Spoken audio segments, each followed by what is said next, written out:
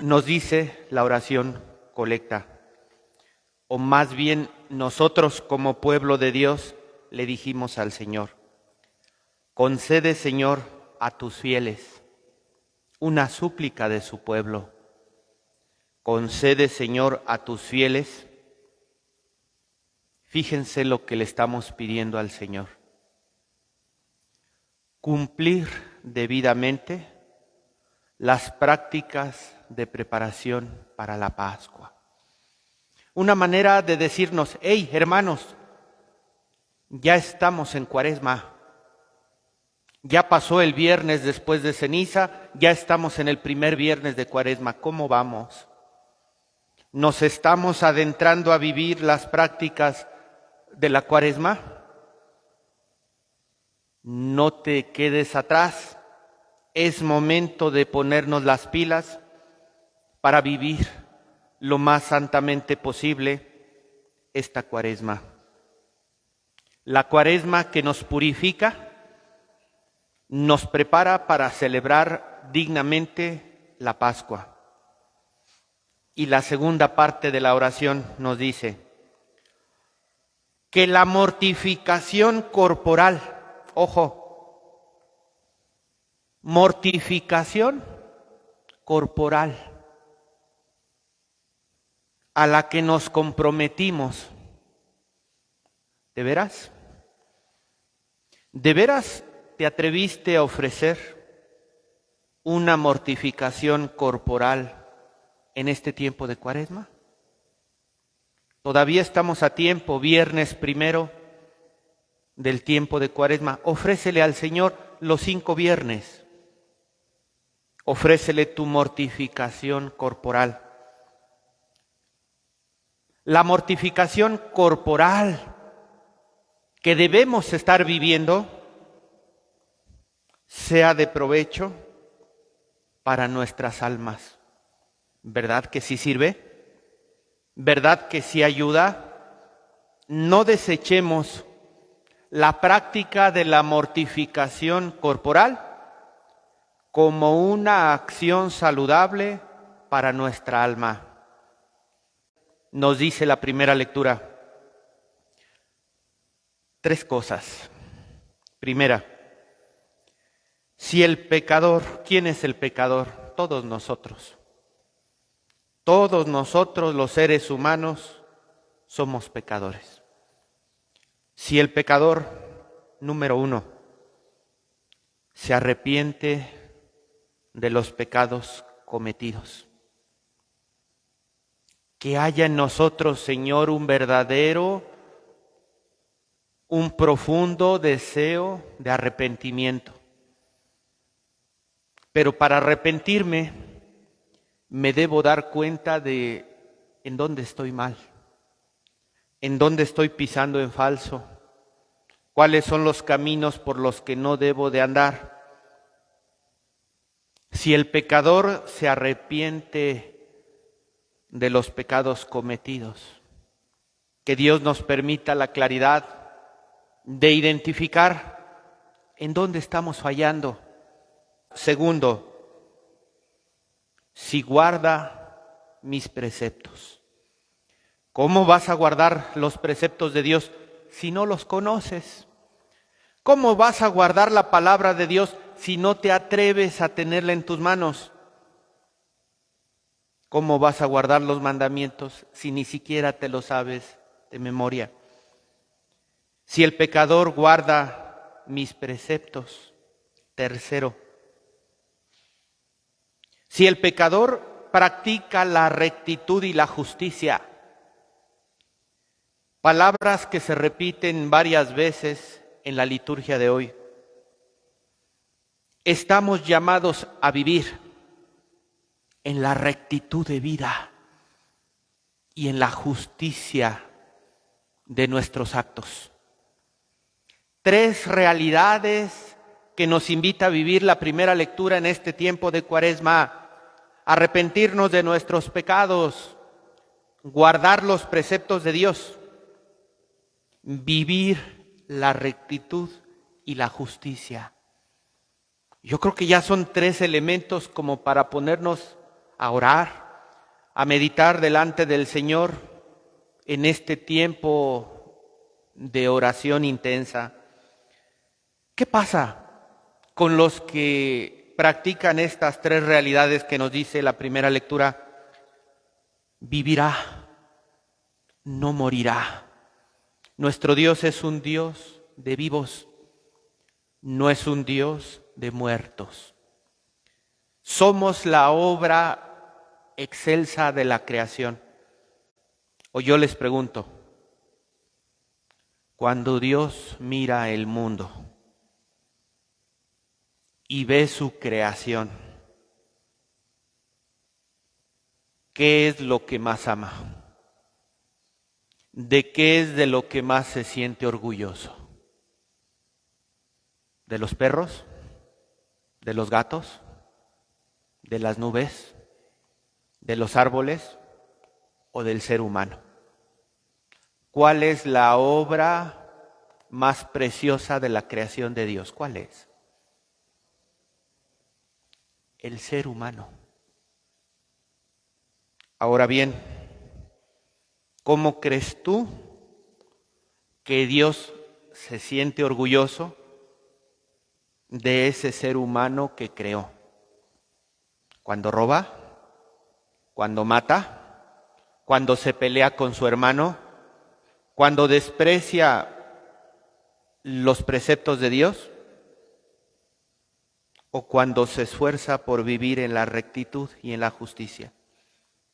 Cuando se esfuerza por enaltecer su condición humana, cuando quiere glorificar a Dios viviendo según sus enseñanzas. ¿Cómo crees tú que Dios pueda sentirse más orgulloso de la obra preciosa de su creación? ¿Cómo crees tú? Que la misión fundamental por la que nosotros practicamos una religión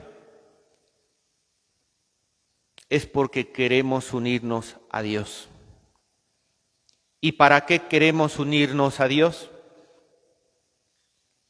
Para ser más humanos, para buscar la perfección, para alcanzar la santidad. Dicho en otras palabras, la Iglesia es una fábrica de excelentes seres humanos. Yo iba mal por la vida, yo cometía iniquidades, yo andaba extraviado por el mundo. Eso no le agrada a Dios y no creo que Dios se sienta orgulloso. Te ama, sí, pero no creo que se sienta orgulloso con alguien que viva deambulando por el mundo como zombi, como animalito. Para eso no te hizo Dios. Dios te hizo para que seas más humano, para que vivas en el bien y en la justicia, en la verdad. Y la Iglesia es esa fábrica donde nosotros podemos restaurar con la gracia de Dios esa vida perdida, rescatada por la preciosa sangre de nuestro Señor, para que sea una vida más humana, una vida recta, una vida justa. Eso sí, que enorgullece a nuestro Señor. Si los años que tú llevas en la Iglesia no te han ayudado para crecer como persona, para ser más recto, para ser más justo, cuestiónatelo. No vaya a ser que tu forma de vivir tu fe esté errada. ¿Acaso busco la muerte del pecador? Dice el Señor. ¿Acaso Dios quiere aniquilar al pecador, al que anda mal, al que anda perdido, al que anda por el camino equivocado? No. Dios no quiere la muerte del pecador. ¿Qué es lo que quiere Dios del pecador? ¿Qué es lo que quiere? Que cambie, que deje su maldad, que se arrepienta y que verdaderamente viva la vida que Dios le ofrece en este plan creador. No quiero la muerte del pecador, dice el Señor en este libro del profeta Ezequiel. Lo que quiere Dios de nosotros, que cambiemos, que nos demos cuenta de nuestras malas conductas, que las cambiemos para vivir en la plenitud de los hijos de Dios. Dos maneras en las que se puede cambiar la vida del creyente, dos caminos que nos dice la primera lectura. Cuando el justo se aparta de su justicia, o cuando el pecador se arrepiente del mal que hizo y practica la rectitud y la justicia. ¿Qué pasa cuando el justo se aparta de su justicia? Comete la maldad y muere. Cuando el pecador se arrepiente del mal que hizo y practica la rectitud y la justicia, salva su vida. ¿Qué quieres tú? ¿Morir? ¿Experimentar la muerte eterna? ¿Andar como muerto viviente? ¿O salvar tu vida? ¿O vivir en la dignidad de los hijos de Dios siendo más humano? ¿Qué quieres? ¿Qué quieres? Entonces, si tú quieres ser más humano, vivir como hijo de Dios, ¿por qué te apartas de la justicia de Dios? Si tú quieres vivir, salvar tu vida, ábrete a vivir en la rectitud y en la justicia de los hijos de Dios. Si recapacitas, ese es el punto que debemos trabajar en esta Cuaresma. Si recapacitamos y nos apartamos, pero verdaderamente apartémonos de los delitos cometidos, viviremos, no moriremos. Esfuérzate tú por dejar atrás en tu vida las malas prácticas que no son agradables a Dios. Por eso en el Salmo responsorial elevamos nuestro clamor. Perdónanos, Señor, y viviremos. No te preocupes, has ido por el mal camino, te has desviado de la vida verdadera, confía. Confía en el Señor y suplícale. Suplícale a Dios que te ayude. Él tiene el poder para escucharte y para sanarte, para restaurarte. El salmo que acabamos de escuchar, la tradición de la Iglesia lo hizo un hermoso canto. Desde lo hondo a ti grito, Señor. Señor, escucha mi voz. Estén tus oídos atentos a la voz de mi súplica en nuestra Cuaresma. ¿De qué manera el pecador puede apartarse de los pecados cometidos? ¿De qué le podemos pedir nosotros perdón a Dios para vivir en ese clamor del Salmo responsorial? Nos lo dice el Evangelio. En tu trato con el hermano. Nada más tengan cuidado, porque muchos cuando interpretan este pasaje, para lo único para lo que les sirve es para alejarse de la iglesia. Me explico. Si estás enfadado con tu hermano, ve primero a reconciliarte con tu hermano y luego vienes y pones tu ofrenda. ¿Saben qué hace mucha gente? ¿Para qué voy a misa? Porque siempre voy a estar enojado con el hermano. Mejor voy y me reconcilio con el hermano. ¿Y saben cuándo regresan? Nunca. Pero esa es una interpretación muy simplista. Debemos ver todo el contexto de este santo evangelio. Que antes, versículos antes nos dice, no se preocupen diciendo, qué comeremos, qué beberemos o qué vestiremos. No se preocupen por eso. ¿Saben por qué es por lo que se deben de preocupar? Por buscar el reino de Dios y su justicia divina. Y todo lo demás te vendrá por añadidura. Hablamos de justicia, hablamos de vivir en la justicia y en la rectitud de los hijos de Dios. Pues busca la justicia del reino de Dios.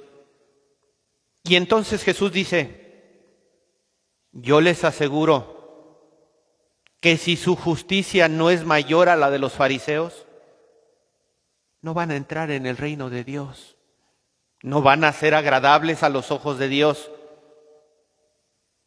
¿De qué manera mi justicia puede ser mayor a la de los fariseos?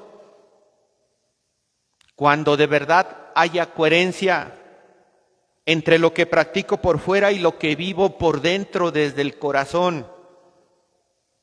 Y entonces ahí es donde viene la enseñanza de Dios.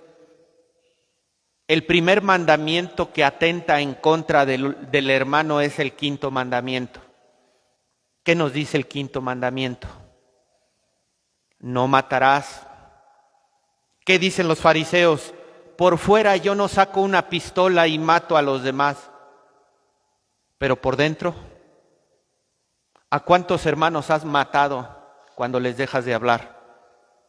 ¿A cuántos hermanos has matado cuando los has destrozado con tu crítica? ¿A cuántos hermanos has matado cuando les has dado la espalda y te has negado a tenderles una mano? Esa es una justicia superior a la de los fariseos. Y regresamos un poquito al principio. ¿Qué es lo más preciado para Dios en este mundo? ¿A quién debo de amar en primer lugar? Al hermano, porque el hermano es la obra más preciosa de Dios. Porque la vida humana para Dios es lo más sagrado que hay en este mundo. Y hay un mandamiento que dice, no matarás. Pero ¿cuántas personas están abortando en nuestro tiempo? ¿Cuántas personas están practicando la eutanasia? ¿Cuántas personas están atentando con la salud de las personas contra su integridad? Eso también es matar. Y cuando nosotros respetamos esas realidades, entonces sí que nuestra justicia es más grande que la de los fariseos. Estamos en un mundo muy violento. No apoyemos a los que generan violencia, a los que buscan la guerra, a los que siempre están dividiendo a los demás. Seamos generadores de paz, seamos generadores de armonía como hijos de Dios. Y yo les aseguro que entonces sí, nuestra justicia será más grande que la de los fariseos y nuestra ofrenda será agradable al Señor. Termino. ¿No crees acaso que el perdón verdadero brota del Señor? ¿No crees tú que incluso antes de irle a pedir perdón a tu hermano, debes de irle a pedir perdón a Dios? Y una vez que tú le pides perdón a Dios, Dios te dará los medios para saberte reconciliar con tu hermano. Mi invitación final sería, no despreciemos el sacramento de la reconciliación, especialmente en este tiempo de Cuaresma. Pidamos al Señor, pues, que nos ayude a seguir viviendo nuestra penitencia interior, reorientar nuestro corazón hacia Dios, enaltecer nuestra dignidad humana, cambiando nuestras conductas que no son agradables a Dios, con la ayuda de su gracia. En este tiempo de penitencia, tiempo de Cuaresma, sigamos viviendo los viernes como nos enseña la Iglesia, un día en el que guardamos la memoria y el respeto por la pasión y muerte de nuestro Señor. Que así sea. Que así sea.